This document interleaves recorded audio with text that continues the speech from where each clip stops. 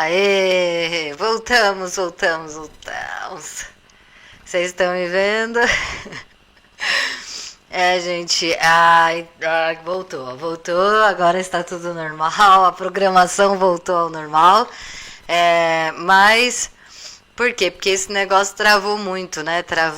Travou e eu esqueci que ele trava, faz tempo que ele não travava.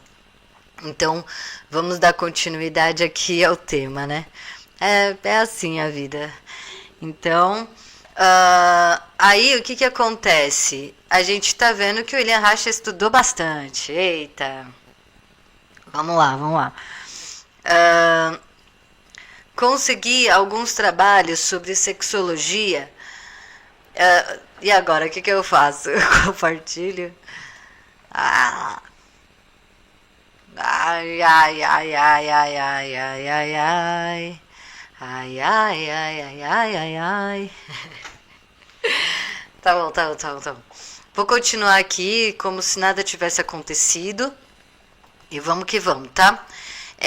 Então, a gente estava falando sobre o William Reich, que ele ficou muito tempo estudando e ele achou estranho o jeito como as pessoas, os homens daquela época estavam tratando o tema sexualidade, né? Os homens, porque as mulheres não podiam nem fazer medicina do tanto que tinha de, né, preconceito com mulheres estudando. Então, só para a gente lembrar, nossa querida Montessori, né, Maria Montessori, o sonho dela era ser médica. Aí ela pediu, ela, né, fez um protesto gigante para que ela pudesse para a faculdade estudar medicina. E ela foi a primeira mulher italiana, eu acho, que conseguiu se formar como médica. Só que os homens não permitiram, os homens, tá vendo? Porque eles é que dominavam a política, não permitiu que ela exercesse a medicina. Porque, olha como é que eles são pilantra. Eles diziam assim, que se uma mulher fosse médica, os homens iriam ficar sem graça de ter os seus corpos sendo mexido por uma mulher. Quer dizer, eles podem mexer no nosso corpo do jeito que eles quiserem e a gente não pode se sentir constrangida. Mas nós não podemos exercer medicina, porque senão os bonitos ficam constrangidos. E as. Nossa, é cada coisa que a gente escuta nessa história, sabe? E se você. Tem que defender as mulheres, tem que defender as mulheres, e ponto. Consegui alguns trabalhos sobre sexologia, né? Aí ele conseguiu o trabalho Sexual Burning Universal, que está em búlgaro, sei lá. Que está em francês agora, e Basra, que está em alemão. Enfim, o cara é trilingüe, né? E também conseguiu de Jung e finalmente li Freud. Li muito, li depressa e de ponta a ponta. Ficou apaixonado. Alguns dos trabalhos li 2 ou 3 vezes. As Three Contributions to the Theory of Sex e as Introductory Lectures to Psychology de Freud. Decidiram a escolha da minha profissão. Separei imediatamente a literatura sexológica em 2 grupos, um sério e o outro moralista e lascivo. Eu estava entusiasmado a respeito de Bloch, Forel e Freud. Freud era uma extraordinária experiência intelectual. Não me tornei imediatamente um discípulo devotado de Freud. Assimilei gradualmente as suas descobertas, estudando ao mesmo tempo as ideias e descoberta de outros grandes homens. Antes de entregar-me inteiramente à psicanálise e de me atirar totalmente a ela, adquiri um conhecimento básico geral em ciência natural e em filosofia natural. Era o tema básico da sexualidade que me obrigava a empreender esses estudos. Estudei muito bem o Handbuch der Sexualrausender, de teoria da mulher que queria, né? Mully. Ai, sexualidade George Mully. Queria saber o que os outros tinham a dizer sobre os instintos. Isso me levou a Semon, a sua teoria das sensações memóricas. Deu-me o que pensar sobre os problemas da memória e do instinto. Semon argumentava que os atos involuntários de todas as criaturas vivas consistem em engramas e em impressões históricas de experiências. De experiências. O protoplasma, em eterno autoperpetuação, absorve continuamente impressões que, respondendo aos estímulos correspondentes, são equiforizadas. Essa teoria biológica se ajusta muito bem ao conceito das lembranças inconscientes de Freud, os traços de memória. A pergunta: que é a vida? Inspirava cada uma das minhas novas aquisições de conhecimento. A vida era marcada por uma notável nacionalidade e intencionalidade de ação instintiva e involuntária. Então, veja o quanto que ele estudou, né? Aqui ele está mostrando, né? Está provando que ele foi atrás de estudar e que ele não somente estudou as coisas, mas que ele era apaixonado pelo que ele estava fazendo e que ele estava completamente responsável, né? Ele tá mostrando aqui que ele está completamente responsável pela verdade, né? Pela ciência e pelas coisas da ciência. Então, vamos lá, eu gosto disso.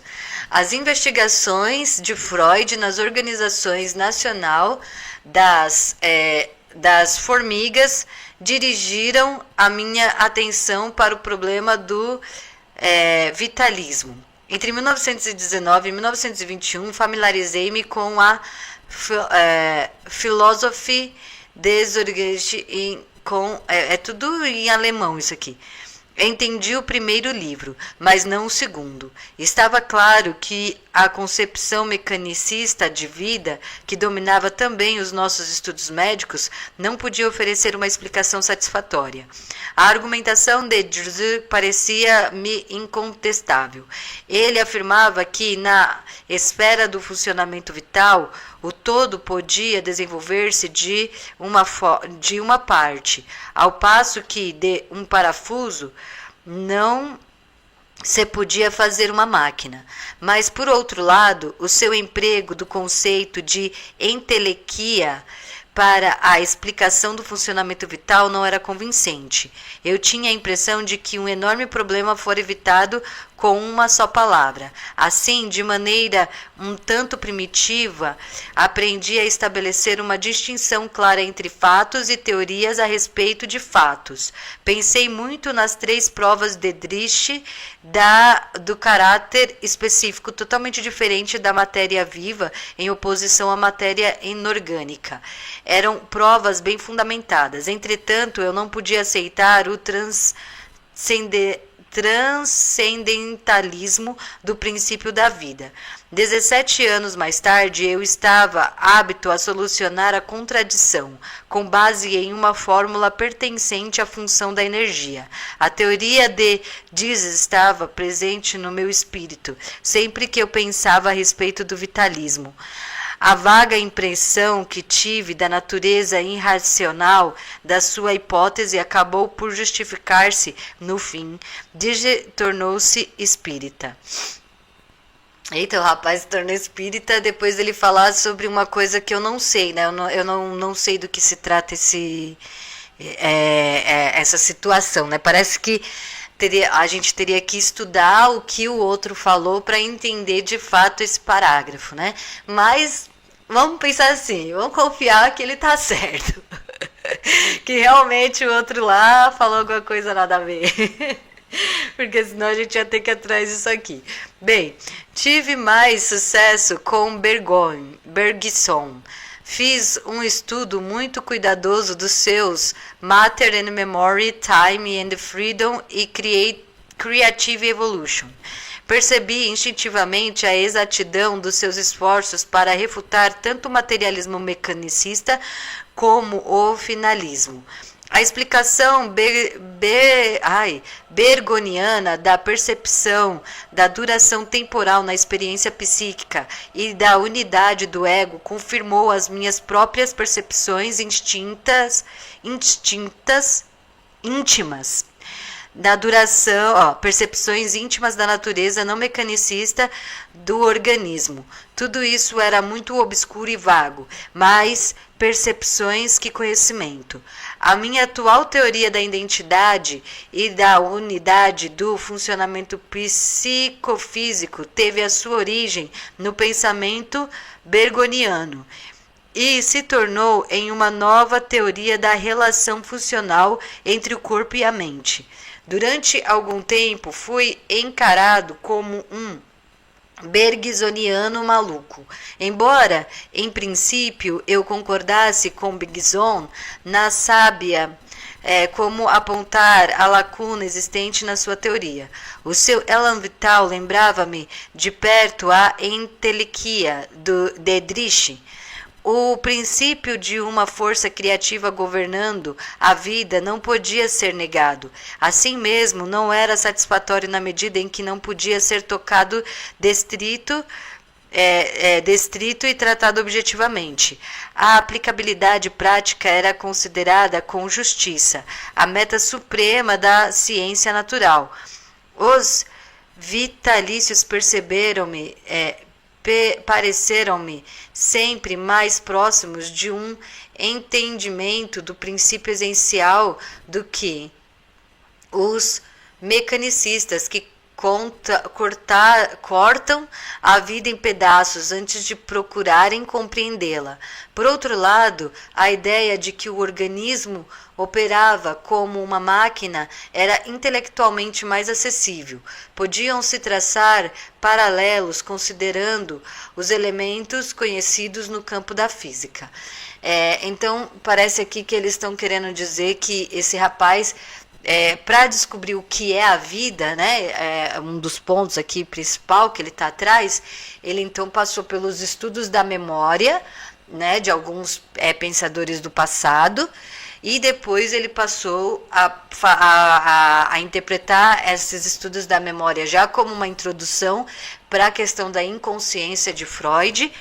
E depois, agora aqui ele está falando que pode ser que haja uma força criadora, criativa, né, que faz a vida acontecer na Terra, de uma forma aqui um pouco assim, só que aí como ele tá falando, né, tanto que o Dietrich lá, o pensador, foi para a espiritualidade, né, virou espírita, então já podemos imaginar que o seu trabalho já estava meio subjetivo, vamos chamar assim, e daí, então, esse outro pensador aqui, que agora parece que é americano, né, estadunidense, ele já teve uma outra visão que vai além, que vai também falar que existe uma força criadora por detrás da vida, né, da criação da vida, da existência.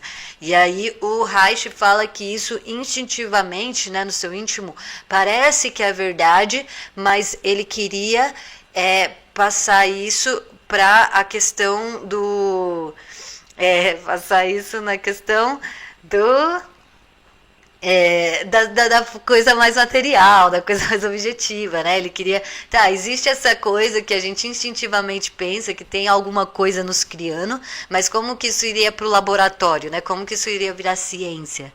Mari Campos, ai meu Deus, oi, Eva. Que bom, que bom. Hoje eu tô feliz. Então, então tá vendo? Ele tá mostrando os processos. Ele estudou bastante pessoas. E o legal do Reich é que ele não ficou assim. Ele sempre questionava mesmo o trabalho, né? Dos pensadores. Ele não simplesmente aceitava e tal, né? Ele sempre buscava as estranhezas para poder resolvê-las dentro de si. Então, a gente está vendo aqui que ele está nessa parte, né, de descobrir se dá para fazer um materialismo. E aqui também a gente já passou pela parte ao qual ele demonstra que os homens não estavam conseguindo lidar bem com a questão das mulheres, da sexualidade das meninas, e ele achava estranho como eles falavam sobre isso. Eu era um mecanicista no meu trabalho médico, e o meu pensamento tendia a ser ultra sistemático. Nos meus temas, eu acho que ele era de virgem. Nos meus temas pré-clínicos, interessava-se mais pela anatomia sistemática e topográfica. Eu dominava a anatomia do cérebro e todo o sistema nervoso. Que legal! Hoje eu vou falar sobre o cérebro na próxima live sobre liberdade do prazer.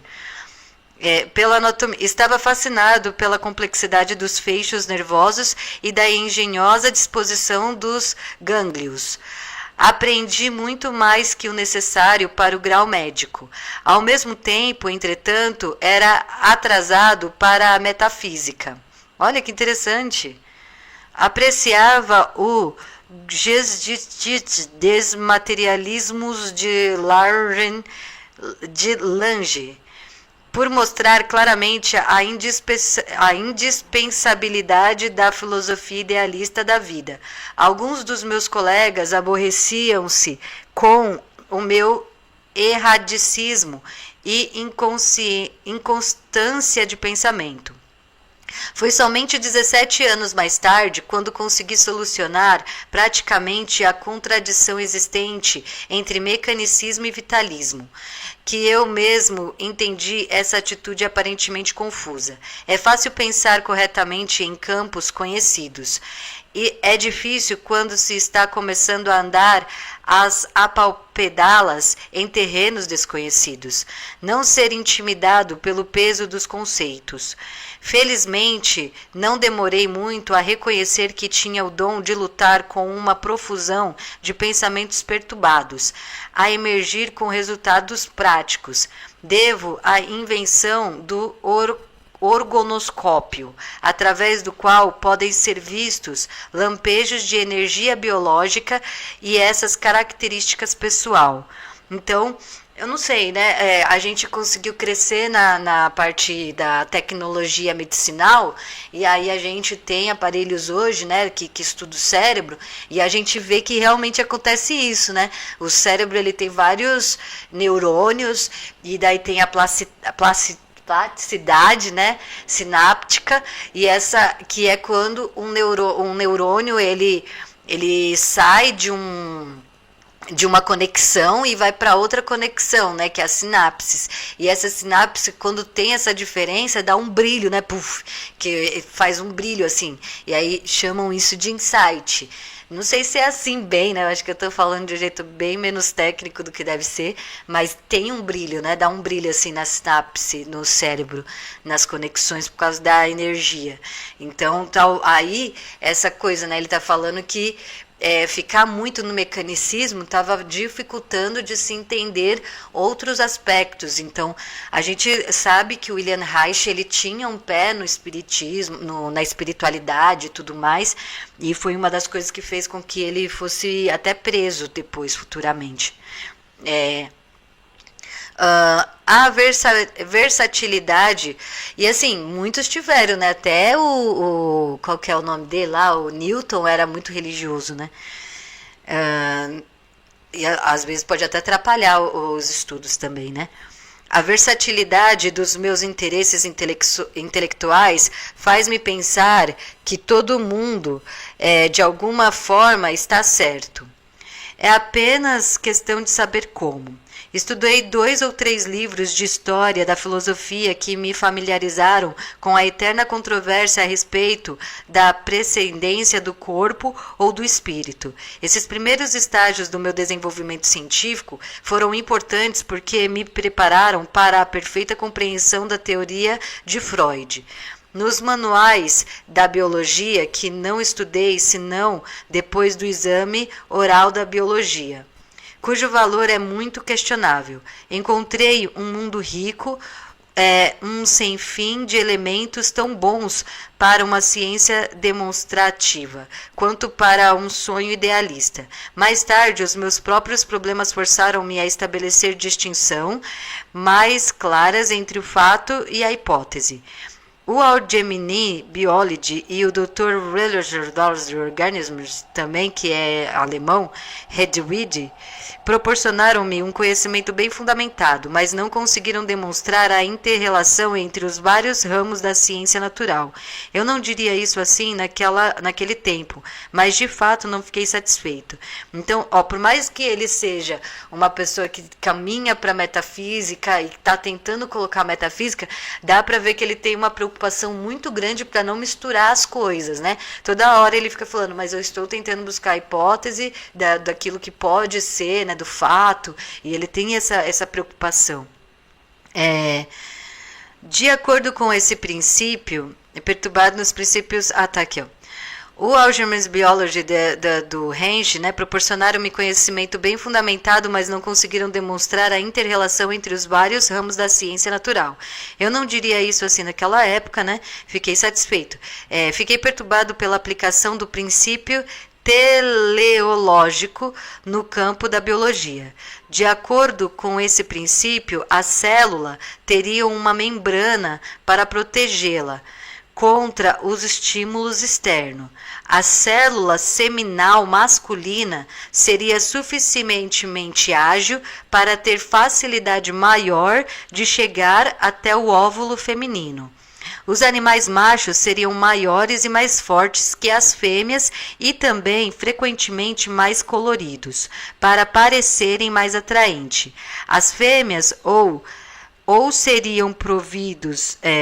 As fêmeas providas de chifre... Não, peraí. As fêmeas e também frequentemente... Nossa, gente. A célula seminal masculina era suficientemente ágil para ter facilidade maior de chegar até o óvulo feminino. Os animais machos seriam maiores e mais fortes que as fêmeas e também frequentemente mais coloridos para parecerem mais atraentes. As fêmeas. Ou seriam providos de chifre, para serem mais capazes de lutar com os rivais. Argumentava-se mesmo que as formigas operárias eram assexuadas para poderem realizar melhor o seu trabalho. As andorinhas construíam os seus ninhos visando esquentar os filhotes, e a natureza organizava isto ou aquilo desta ou daquela maneira para satisfazer a este ou aquele propósito. Em suma, uma mistura de finalismos vitalista e materialismo casual imperava também no campo da biologia. Assisti às conferências muito interessantes de Gammerer sobre a sua teoria da hereditariedade, dos caracteres adquiridos. Grammy estava muito influenciado por Strick, que se destacou a esse tempo com os seus grandes trabalhos sobre os tecidos intersticiais hormonais do aparelho genital. O efeito sobre os caracteres sexuais e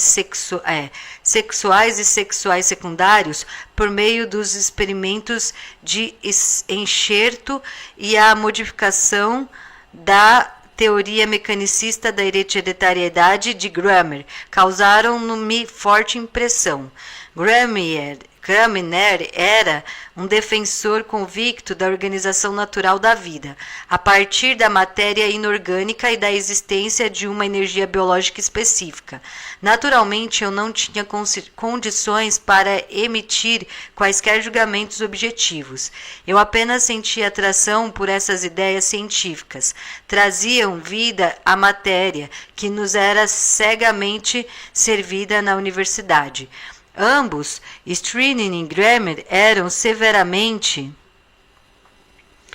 combatidos. Uma vez marquei uma entrevista com Stidninger. Quando o vi, tive a impressão de que estava cansado e abatido. Mais tarde entendi melhor como é cruelmente maltratado por causa de um bom trabalho científico. Grammer cometeu depois suicídio. Eita, poxa! é muito fácil assumir uma posição de crítica violenta quando não se tem argumentos objetivos. Eita, Laia. Ai, gente, é difícil, né? Porque as pessoas que trazem coisas novas, né, são muito, principalmente no campo da sexualidade, são muito atacados, né? E aí aqui tá vendo, ele tá falando sobre a questão dos estudos da membrana, das células, e aqui ele vai começar a adentrar numa parte que eu tenho pouquíssimo conhecimento e é assim muito difícil, né, de entender. Ele vai falar sobre protozoários e coisas assim, e daí talvez eu tente fazer um complemento com a liberdade sexual e traga aqui eu faça alguma pesquisa sobre essa parte mais técnica que realmente eu tenho um pouco conhecimento. Cadê? Cruzei. Grazei. Cruzei novamente com o para da biologia em diversas doutrinas da salvação. Li o Buda de Green e fui surpreendido pela lógica interna da teoria do Nirvana, que rejeitava também o prazer, porque este, inevitavelmente, acarretava o sofrimento. Achei ridícula a teoria da transmutação das almas, mas não pude explicar por que milhões de pessoas aderiam a semelhante crença. O medo da morte não poderia ser a explicação absoluta. Nunca li Rudolf Steiner, mas conheci muitos teósofos e antroposofistas. Todos eles tinham algo de peculiar por outro lado. Eram, em geral, mais fervorosos que os secos materialistas. Eles também deviam, de alguma forma, estar certos. A gente sabe que teve uma... como é que é? A gente sabe que teve na sociedade... as religiões, né? As religiões e tudo mais, as filosofias sempre falaram para a gente fugir dos desejos, né? Fazer essa coisa de não a gente fazer essas coisas de não ficar atrás dos desejos sexuais, então uma coisa meio puritanista, e isso aconteceu muito no budismo, no hinduísmo também, né, dessa coisa de ser casto, de não dar valor ao prazer sexual, ou como se o prazer sexual fosse algo demoníaco, né, fosse algo que levasse a gente a uma perversão da nossa alma, da nossa... Mas por quê? Porque se a gente for parar para pensar como eles faziam sexo, realmente, né, através da violência, da maldade, aí realmente não vai ter purificação mesmo. Então, os homens vendo essa violência toda que eles faziam sexual, eles fazem uma religiões que falam para parar, né? Mas a realidade é que o prazer sexual é tão natural quanto qualquer, né, situação. A questão é ser mais calma, é tranquilo, não é que nem, por exemplo, porque assim, é 8 a 80 os homens, né? Ou você... Eu falo assim nos grupos, é muito engraçado, eu fico assim abismada. Os caras ficam o dia inteiro defendendo Deus, defendendo religião, defendendo que tem que ser bom, criticando até os ateus, né? Meu Deus, os ateus sofrem uma perseguição realmente gigante, né? Dos religiosos. Aí eu chego e falo, gente, tem que acabar com a pornografia e a prostituição. Esses mesmos religiosos... começam a ficar possessos comigo. Não, você é moralista, você não sei o que, você é casta, você... eu falei que tem que acabar com a prostituição e a pornografia, e eles me chamam de que eu quero castidade. O que uma coisa tem a ver com a outra? O povo, olha que doideira. O que tem a ver uma coisa? Eu não sei nem explicar, até deu bug no meu cérebro. O que uma coisa tem a ver com a outra? Então, quer dizer, né? É uma loucura muito grande isso. Cruzei novamente com o Paradabió. E ele também deviam de alguma forma estar certos. Então, o prazer sexual, o prazer em si do ser humano é muito bom, né? O porquê da gente vive, a única coisa que a gente tem é o prazer, né?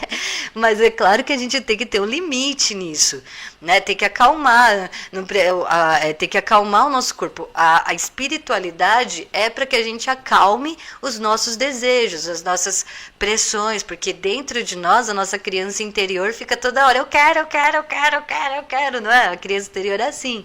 Ela quer que satisfazer os desejos dela rapidamente. Ela tá certa. Ela tem que querer mesmo, ela tem o desejo. Mas aí a gente vai acalmando a nossa criança interior, falando, calma, daqui a pouco, quando for certa, a hora certa. Aí a meditação, aí, né, os processos aí de meditação, reiki, pra gente poder acalmar os nossos instintos internos, mas não para excluir ou negar eles, e fazer da melhor forma possível para todos, né? No verão de 1919, li a última comunicação do Seminário de Sexologia, o conceito de libido de Freud e Jung. Essa comunicação foi publicada 2 anos mais tarde na Eu tinha examinado as diversas concepções da sexualidade como foram expostas por Forel, Moll e Bloch, Freud e Jung. Estava descobrindo quão diferentemente cada um desses cientistas encarava a sexualidade. A exceção de Freud, todos eles acreditavam que a sexualidade, vindo de um céu azul sem nuvens, surpreendia o homem na puberdade. Dizia-se que a sexualidade despertava. Ninguém podia dizer onde havia ela estado antes disso. Sexualidade e procriação eram encarados como uma e mesma coisa. Por detrás dessa concepção errônea, permanecer escondida uma montanha de erros psicológicos e sociológicos. Então é aquilo, né? O paradigma faz com que a gente também tire conclusões erradas sobre as coisas. Então aqui eles, como a biologia ela sempre associou a sexualidade diretamente à procriação, deu erro aqui, deu erro nas pesquisas, deu mal. 505, né? Isso, né? Moll falou... ninguém podia dizer onde havia ela estado antes disso. Sexualidade e procriação, né? E de uma aqui, sexual. Moll falou, Moll, que é um pesquisador, né? Moll, eu acho, falou de uma intumesciência e de uma dedumesciência. Mas ninguém podia dizer qual a sua origem nem qual a sua função. A tensão e a relaxação sexuais eram atribuídos a diferentes instintos especiais. Na sexologia e na psicologia psiquiátrica desse tempo, havia tantos ou quase tantos instintos quanto eram as ações humanas. Havia um instinto de fome, um instinto de propagação, um instinto de exibição, um instinto de poder, um instinto de afirmação pessoal, um instinto de conservação, um instinto material, evolutivo, cultural, de grupo, né, instinto de grupo, e naturalmente também um instinto social, um instinto egoísta e um altruísta. Um instinto especial para a algologia, impulso em direção à dor, e um para o masoquismo. Um instinto sádico e um instinto de fantasia. Em suma, era muito simples e ainda assim terrivelmente complicado. Não havia como destrinchá-lo. O pior de todos era o instinto moral. Hoje, muito poucas pessoas sabem que a moralidade foi uma vez encarada como um instinto, filogeneticamente, e, na verdade, sobrenaturalmente determinado. Isso se dizia com absoluta seriedade e grande dignidade. Eita, então quer dizer, eu acho, né, que ele quer dizer assim, que falava assim, moral é instinta, então não pode questionar, a gente faz assim porque é instinto, né? Foi ao mesmo tempo um período terrivelmente ético. As perversões sexuais eram coisas do diabo, degeneração moral. O mesmo se afirmava da doença psíquica. Uma pessoa que sofresse de uma depressão mental ou de uma neurastenia tinha uma mancha hereditária, quer dizer, era má. Os pacientes mentais e os criminosos eram considerados como biologicamente manchados, criaturas seriamente deformados, para as quais não havia desculpa nem ajuda possíveis.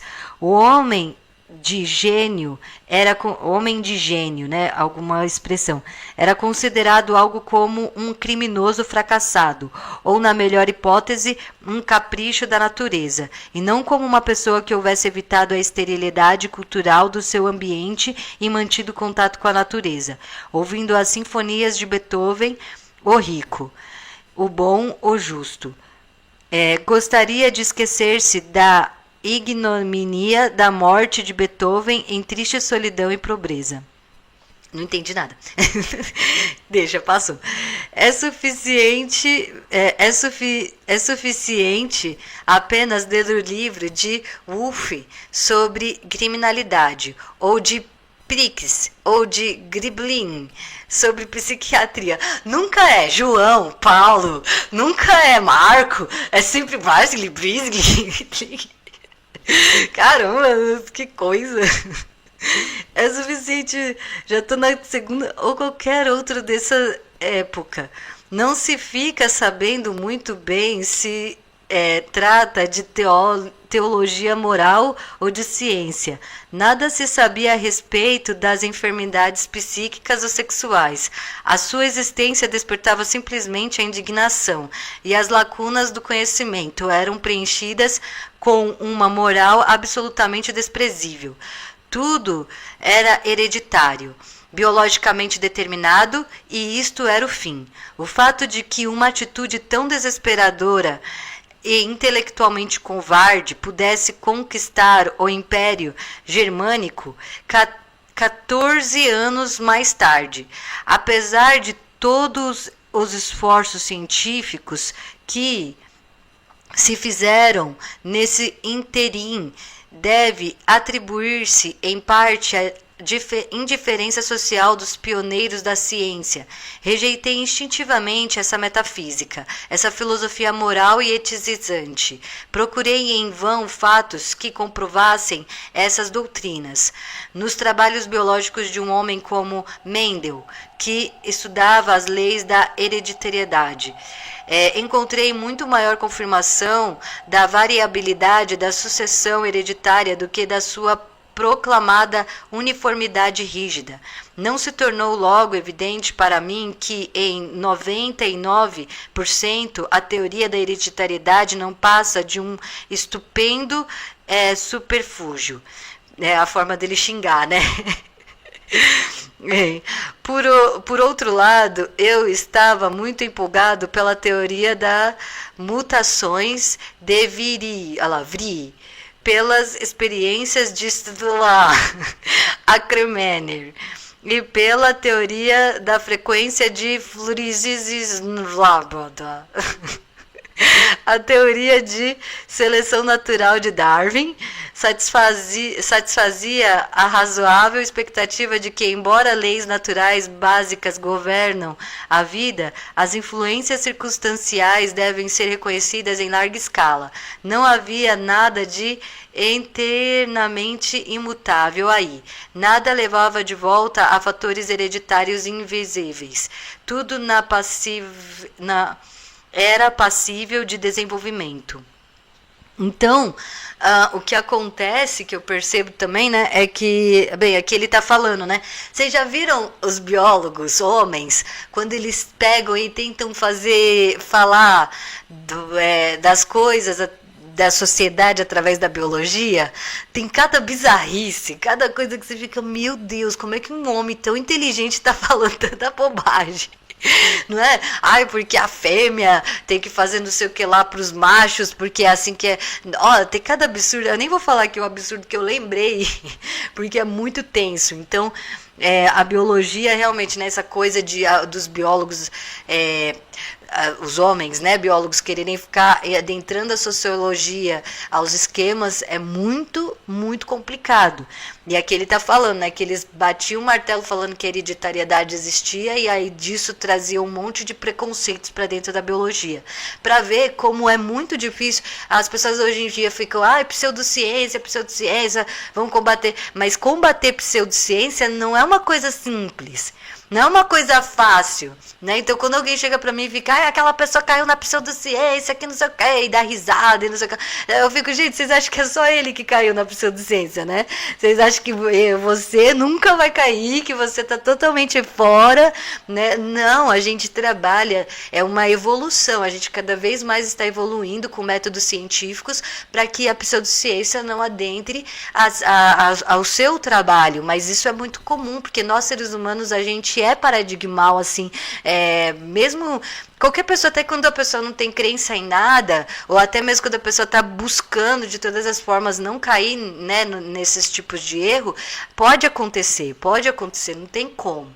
Então, por isso que a ciência é um trabalho conjunto, é um trabalho de pesquisas e questionamentos, porque pode acabar caindo, é muito difícil, né? Você até perceber que é uma pseudociência, quando foi ver, já passou. Então, realmente tem muitas pseudociências. Hoje em dia, a maior parte das pessoas que fala que não acredita em pseudociência, acredita em pseudociência. Eu consigo chegar para a pessoa e falar, mas você está acreditando nisso aí, meu amigo? Como é que você pode estar falando mal do outro que acredita em pseudociência se você também acredita no que você está aí? A pessoa fica brava e grita e fica, então eu não faço isso, né? Eu fico quieta. Só que se me perguntar eu falo, senão eu fico ali, curtindo ali. Então, é isso aí. Deixa eu ver que horas são. 11h09, né, gente? Acho que eu já passei aqui do horário. Deixa eu ver quanto tempo que já foi aqui. Ah, não, dá ainda um tempinho. Ah, é que eu comecei lá atrás, tá certo. Então, deixa eu pensar. Eu acho que deu aqui. Bem, eu vou só ler esse trecho. Ó. Nunca me passou pela cabeça relacionar os instintos sexuais com essa teoria biológica. Eu não tinha inclinação para especulações. O instinto sexual levava a uma existência estéril no campo da ciência. Então, né, ele tá aqui questionando o que, principalmente? Essa questão de colocar o instinto como se fosse, né, o que molda os conceitos biológicos. Então, se é um instinto, não pode ser questionado, porque o instinto é o instinto, né? Eu acho que é mais ou menos isso que ele está querendo dizer, né? O instinto, ele é o quê? Ele é um... pronto. O instinto, ele é o quê? Ele é um campo que ele não sofre tanto aspectos de questionamento, porque ele é impalpável, ele é imaterial e ele se torna metafísica, né? Aí ele está falando, né, que os homens estavam se escondendo atrás desse termo para poder criar suas pesquisas e dessa maneira estavam criando pseudociências. É isso que ele está falando. Agora me fala, um homem inteligente desse, né, que estudou um monte de rabs e lares e glabres, como é que ele, né, pode ter ido para cadeia? É como se pegar, sei lá, uma pedra preciosa e quebrar todinha e jogar no espaço, né? Tipo, é mais ou menos fazer isso. Como que o ser humano é com a ciência, né? Que pena, que pena. Os homens, porque os homens não querem que as mulheres tenham liberdade sexual. E quando eles perceberam que o William Reich estava fazendo isso, aí eles foram e prenderam ele, com certeza, em nome aí de tudo mais. Porque o Reich, ele foi preso, né, por causa que ele foi considerado um pseudocientista, né? Então, foi isso que, se eu não me engano, levou ele para ser preso. Mais um ótimo homem, maravilhoso. É isso aí, gente. Muito obrigada a atenção de vocês. Eu espero que a gente se encontre daqui a pouco, né? Que daqui a pouco eu já vou fazer sobre a liberdade sexual. Então, até